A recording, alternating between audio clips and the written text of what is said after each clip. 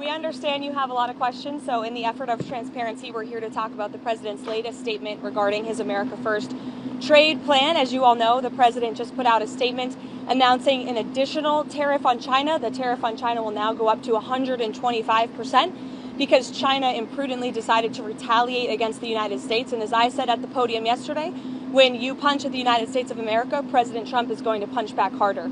In that same vein, we have had more than 75 countries from around the world reach out to President Trump and his team here at the White House to negotiate better trade deals for the American worker. We have been overwhelmed with the amount of requests from countries around the world. I'll let the Secretary speak to that. We will continue with the tailor-made negotiations that I spoke about yesterday. In the meantime, there will be a 90-day pause on the reciprocal tariffs as these negotiations are ongoing, and the tariff level will be brought down to a universal 10% tariff. The Secretary here has been a huge part of the President's trade team, of course, and will continue to lead these negotiations moving forward to look out for the American worker, which is always President Trump's goal. So I'll kick it over to our great Treasury Secretary, Scott Bessent. Good, thank you. And we saw the successful negotiating strategy that President Trump implemented a week ago today. It has brought more than 75 countries forward to negotiate. It took great courage for him to stay the course until this moment. And what we have ended up with here, as I told everyone a week ago, they're in this very spot, do not retaliate and you will be rewarded. So every country in the world who wants to come and negotiate, we are willing to hear you. We're going to go down to a 10% baseline tariff for them, and China will be raised to 125 due to their insistence on escalation. Ed, go ahead. Secretary, thank you for doing this. Let me ask you three quick things, if I could, just for the sake of clarity, because the markets are open and they're wondering. First of all, Mexico and China, are they part of this 10% universal? Mexico and Canada, are they part of the 10%? Yes. Okay. Second, given then that you have the rest of the world essentially calling it, it's not China, is this now just all about China?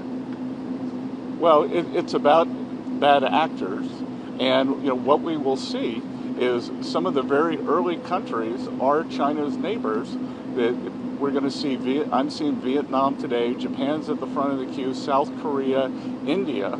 So we will see. And as I've repeatedly said, and President Trump has been saying it for years, China is the most imbalanced economy in the history of the modern world, and they are the biggest source of the U.S. trade problems. And indeed, they are problems for the rest of the world, because what we've seen is that as the U.S. announced a tariff wall last week, many of those goods have already started flooding into Europe. So as you see it now, this trade war is China versus the rest of the world? Well, I'm not calling it a trade war, but I am saying that China has escalated, and President Trump responded very courageously to that, and we are going to work on a solution with our trading partners.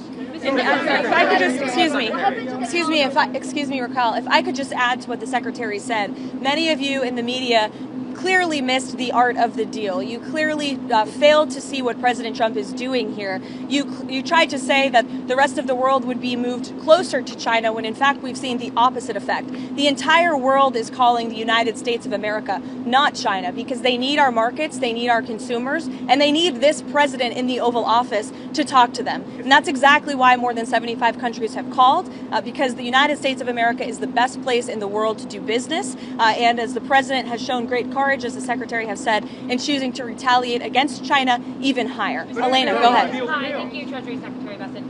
Can you explain more of the decision-making on what feels like a reversal here? I mean, these went into effect less than 15 hours ago, these tariffs. Why the pause now? What led to that? No, again, President Trump created maximum negotiating leverage for himself, and which tariffs went into effect 15 hours ago. The ones that we have lowered went into effect a week ago. They were announced a week ago, and we have just been overwhelmed by the response from mostly our allies who want to come and negotiate in good faith. So we are expecting them to come with their best deal.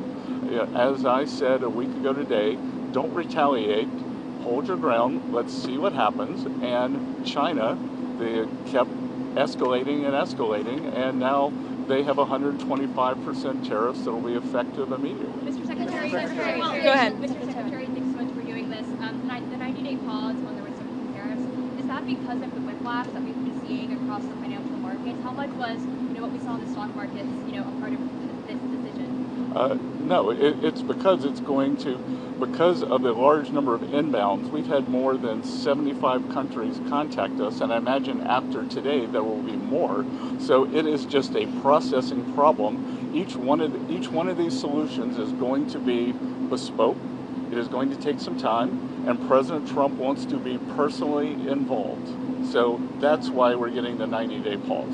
Emily. Clarification. Mr. Secretary, there was a tweet that you and Secretary Lutnick were in the Oval Office with the President talking about this. Can you talk about what that conversation was like and what you guys said to one another that led to the decision? Look, it's all the President's decision, and the President had a level in mind to raise the China tariffs, and then he had the 3-month pause in mind, and we were discussing the exact wording. Sorry? Of course. It's the president's decision. It's the president's decision. It was the president's decision to wait until today. And again, as I've said in the past, no one creates leverage for himself like President Trump. Mr. Secretary. Shelby, go ahead. Mr. Secretary, what does the president want to see by this, I think it's July 9th deadline to keep things paused? Is it just trade barriers coming down, or is it more than that? Well, these are trade negotiations, but if countries want to come and offer other things, I talked about yesterday that we are thinking about a big LNG project in Alaska that South Korea, Japan, Taiwan are interested in financing and taking a substantial portion of the offtake. But again, in essence, that is trade because it will decrease the trade deficit that we have with those countries. So everything's on the table. Raquel, go Secretary, ahead. a clarification on the pause. What happened to those countries who just had 10% baseline tariffs, like Brazil and others? Are they still going to have this 90-day pause? Because you were saying that there will be a tariff of 10% for others. So what happened to those who just had a 10%? Yeah, that's going to remain. And do you call this an embargo to China? Pardon? You call this an embargo to China, a trade embargo? Well, I'm not sure what you mean by the word embargo. 125% tariffs, like don't impose 84%. Isn't this an embargo? Well, it's not. It's China's decision that we have the deficit with them. They sell us almost 5 times what we sell them. So again, I think it's an own goal by China. Mr. Secretary. Meredith. Mr. Secretary, with this, does this signal that you're confident that you're going to be able to strike a satisfactory deal with all these 75 nations that have approached you? It signals that President Trump cares about trade and that we want to negotiate in good faith. And as I said, each one of these is going to be a separate, bespoke negotiation. So we are confident that having seen the other side of where this could go, and it was like I said last week, the market didn't understand. Those were maximum levels. The countries can think about those levels as they come to us to bring down their tariffs, their non-tariff trade barriers. We're going to discuss currency manipulation, subsidy of labor, and industry. Secretary, as far as you, will the pause also apply to the sectoral tariffs that the president has announced, pharma, lumber, anything else? No, it's on the reciprocal. So those will still be coming here soon, right? Mr. Secretary, as far as the negotiations with the 75 Andrea, go countries- ahead. Mr. Secretary, so I want to ask you about what you're doing here. So the market is reacting crazily, right? I haven't seen Do you it. think that this move is going to sort of change and calm down the market reaction? What? Do you think the markets have tanked, right? There's been a lot of volatility in the market, not just in terms of stock markets, but also in terms of bonds. So will this move, in your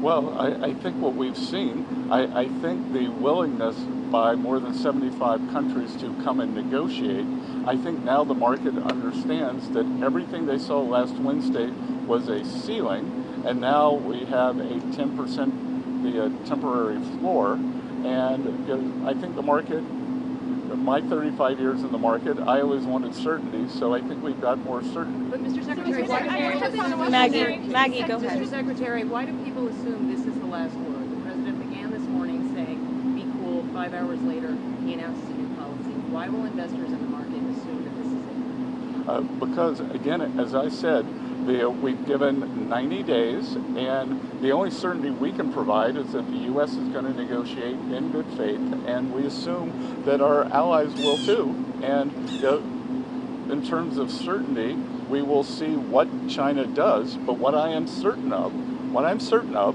is that what China is doing will affect their economy much more than it will ours, because they have an export-driven, flood the world with cheap export models, and the rest of the world now understands, because when we put up our tariff wall, those exports were already flowing to the rest of the G7 and to the global south. And you think Mr. Secretary, how much of this decision was driven by the bond market cratering overnight? What is happening?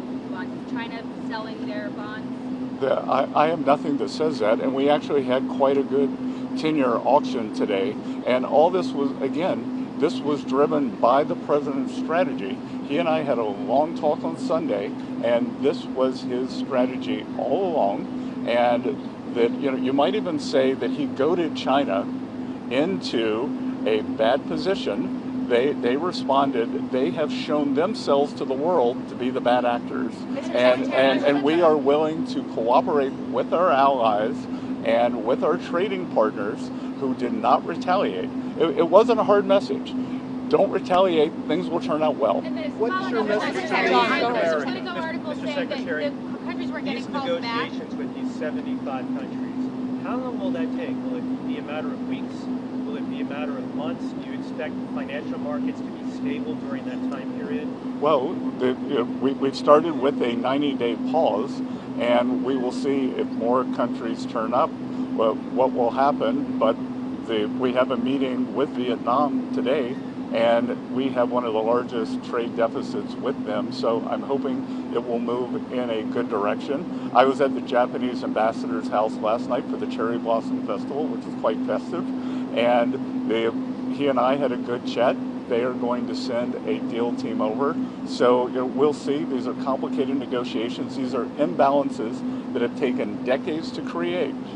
But I think having seen the maximum level that Donald Trump is willing to go to, President Trump has created this negotiating leverage. Excuse me, everybody. Excuse me.